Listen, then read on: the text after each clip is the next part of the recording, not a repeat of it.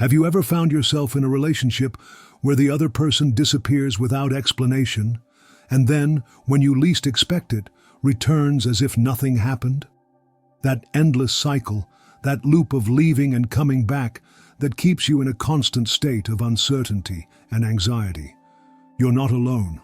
This pattern has trapped millions of people in relationships that consume their energy, their time, and most importantly, their inner peace. Carl Jung, one of the most brilliant and profound psychologists in history, had an explanation for this phenomenon. It's not simply bad luck or that all relationships are like this. There's something much deeper happening beneath the surface. Something that has its roots in your unconscious and in the other person's as well. Think about it for a moment. How many times have you allowed someone to enter and exit your life as if it were a revolving door? How many nights have you spent wondering what you did wrong, why they left, or if they'll come back? And when they do come back, how many times have you ignored all the red flags, all the warnings from your intuition, just for the momentary relief of having them back? Jung taught us that these patterns aren't accidental. They're manifestations of what he called unconscious complexes. Those deep emotional wounds that, without our knowledge, direct our decisions and attractions. When you allow someone to repeatedly leave and return, you're not simply tolerating a behavior, you're participating in a psychological dance that reveals much about your own inner shadows. The shadow, that powerful Jungian concept, contains everything you've repressed, everything you refuse to see in yourself. And curiously, it's precisely in these cyclical relationships where the shadow finds its perfect playground. You cling to someone who causes you pain because, on an unconscious level, that pain feels familiar. Perhaps it reminds you of childhood patterns, of early relationships where love and abandonment were constantly intertwined. Jung would say these relationships aren't casual, they're causal. Every person who enters your life, especially those who provoke intense emotions, is there to show you something about yourself. That cycle of departure and return isn't just about the other person. It's a mirror of your own fears, needs, and unhealed wounds. Have you asked yourself why, after promising yourself this time is the last, you keep accepting that person back? Jung would give us an uncomfortable but liberating answer. Because you haven't yet learned the lesson this relationship came to teach you. Because there's something inside you that needs to heal, something this painful dynamic is trying to bring to light. To break this cycle, Jung would propose a radical path. Look at yourself. Not at the other person, not at their reasons for leaving or returning, but at your willingness to allow it. What part of you feels that you deserve this inconsistent treatment? What limiting beliefs about love and relationships are you carrying without realizing it?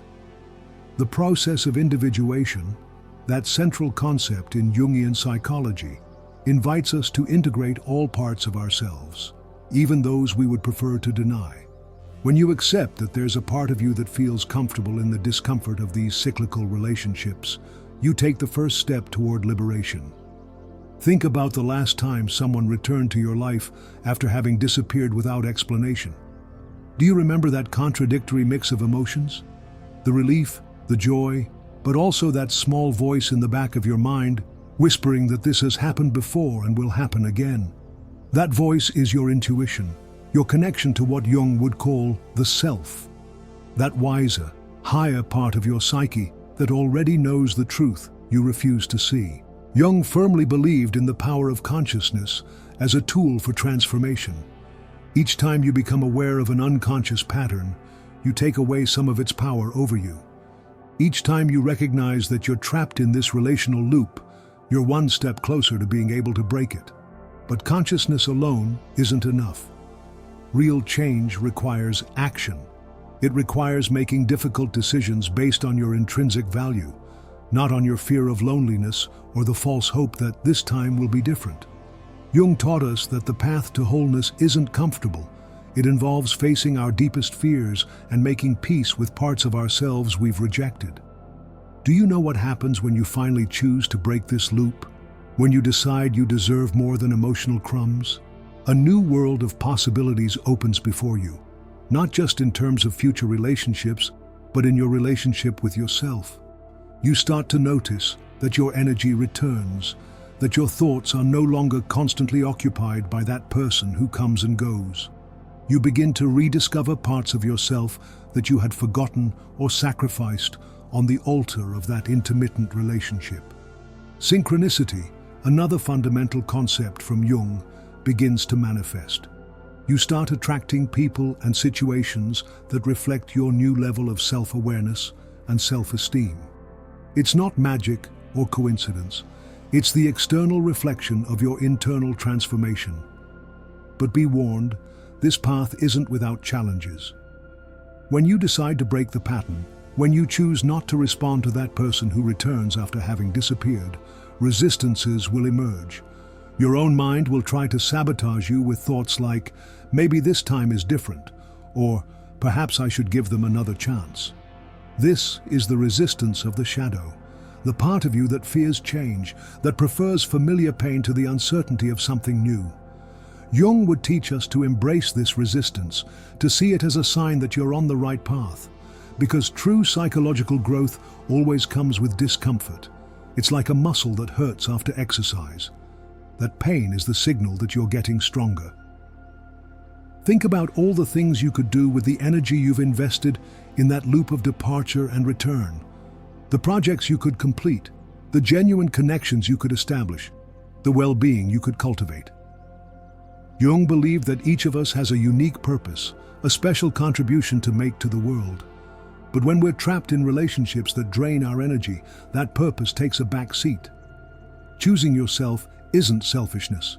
It's the most compassionate act you can do, both for yourself and for others. Because when you free yourself from toxic patterns, you not only transform yourself, you also offer others the opportunity to face their own patterns.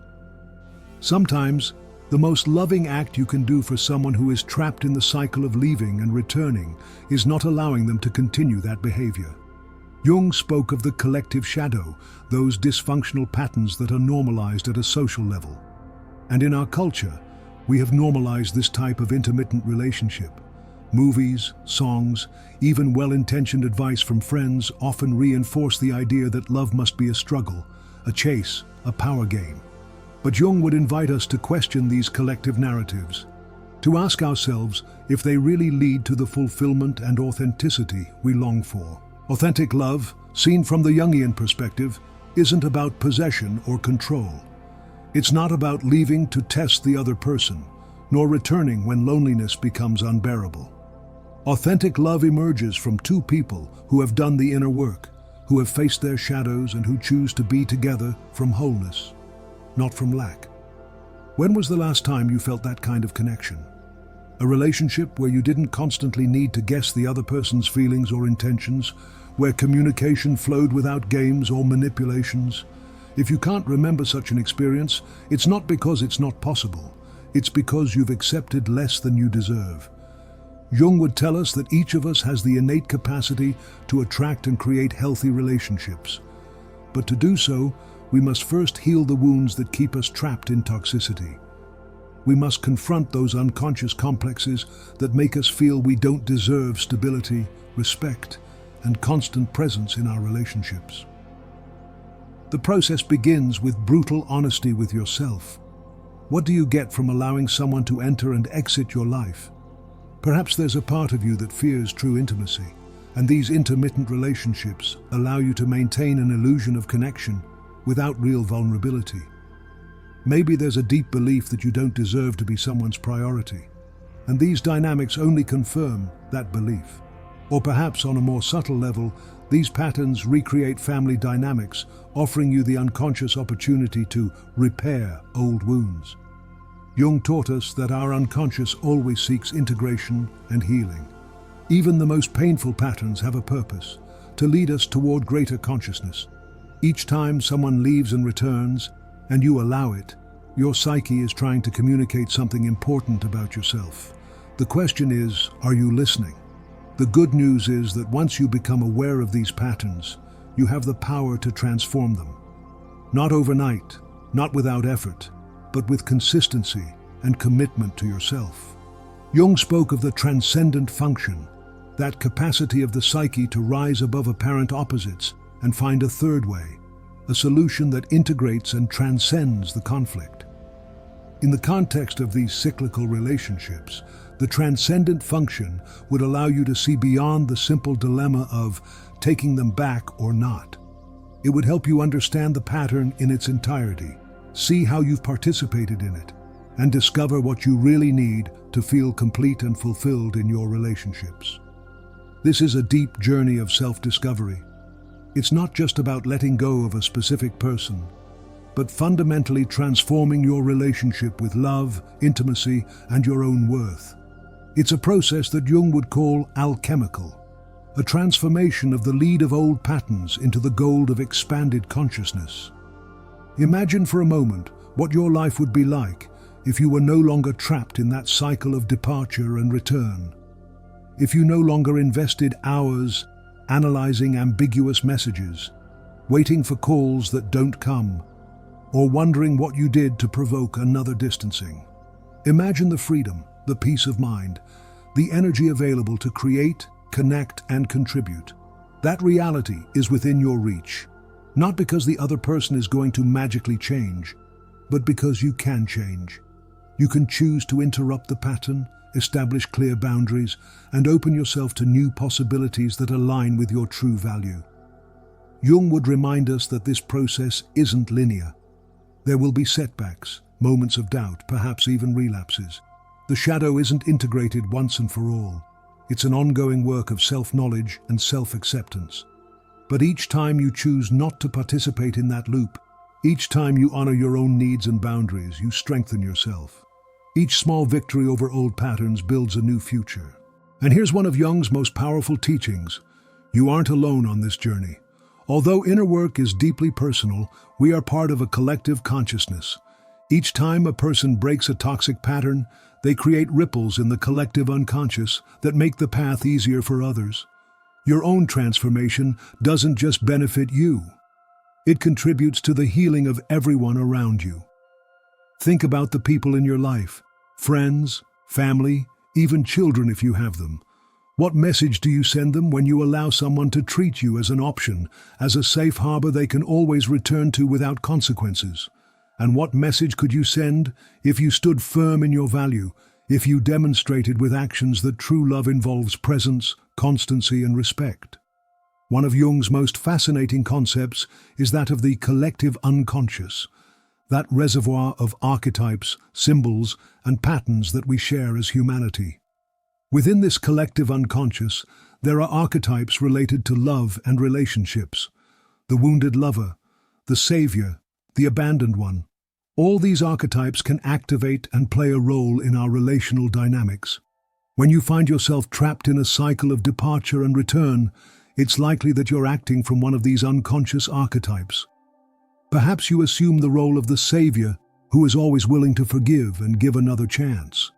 Or maybe you identify with the abandoned one, repeatedly confirming your deepest fear, that everyone will eventually leave you. The key to freeing yourself is in recognizing these archetypal patterns and consciously choosing not to fully identify with them. Jung would teach us that we are more than any individual archetype. We are complex beings capable of integrating multiple aspects of human experience. This integration begins with acceptance. Accepting that you've allowed this pattern, accepting the pain it has caused you, accepting even the part of you that still yearns for that connection, despite knowing it's not healthy. Acceptance doesn't mean resignation. It's the first step toward authentic change. Then comes action. It's not enough to intellectually understand the pattern. You must take concrete measures to break it. This might involve establishing clear boundaries, seeking therapeutic support, or even completely cutting contact with the person who feeds this cycle. The specific actions will depend on your situation, but the intention is the same: to interrupt the loop that has kept your psychic energy stagnant. Jung greatly valued the role of symbols and rituals in psychological transformation. Creating your own liberation ritual can be powerful. Perhaps writing a letter that you don't need to send, expressing everything you've kept inside, or creating a visual symbol that represents your decision to break the pattern. These symbolic acts speak directly to the unconscious, facilitating change at a deeper level than mere intellectual analysis. As you advance on this path, you'll begin to notice subtle but significant changes. Perhaps you'll feel a new mental clarity, as if a fog has lifted. You might discover interests or passions you had forgotten while your energy was invested in that intermittent relationship. Or maybe you'll simply notice a feeling of peace, of finally being at home with yourself. These changes are signs that the individuation process is underway. You're integrating parts of yourself that had been denied or projected onto others. You're reclaiming your personal power and your ability to create relationships that reflect your true worth.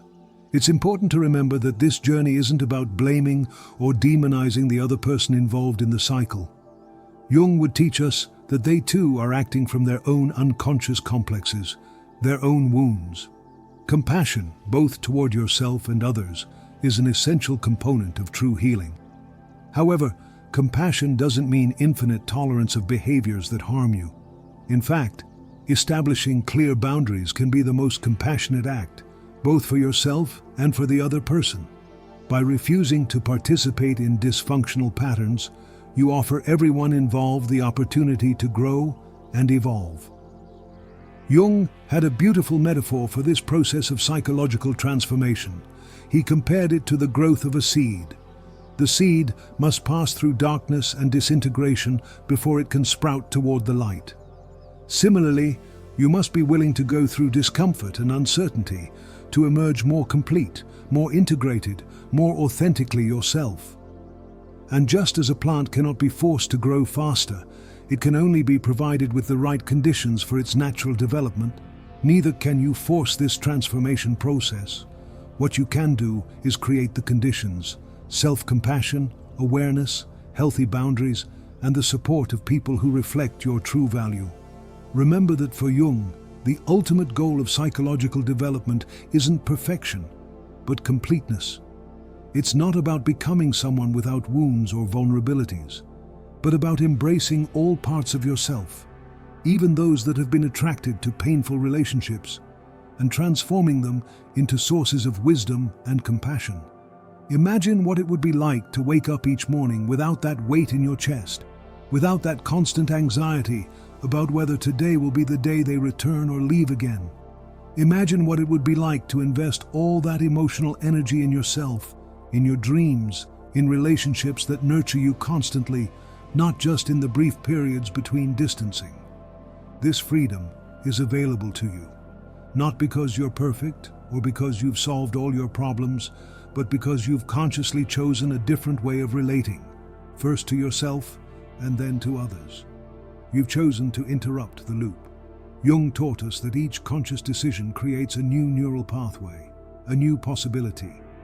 Each time you choose not to respond to that message after weeks of silence, each time you decide not to fall into the fantasy of "this time will be different," you are literally reconfiguring your brain and your psyche. And most powerful of all, you're demonstrating to your unconscious that you've heard its message, that you've understood the lesson this pattern came to teach you, that you're ready to move toward a more integrated, more authentic way of loving and being loved. Don't wait for the other person to change. Don't wait until you feel completely ready. As Jung would say, we are not what has happened to us, we are what we choose to become.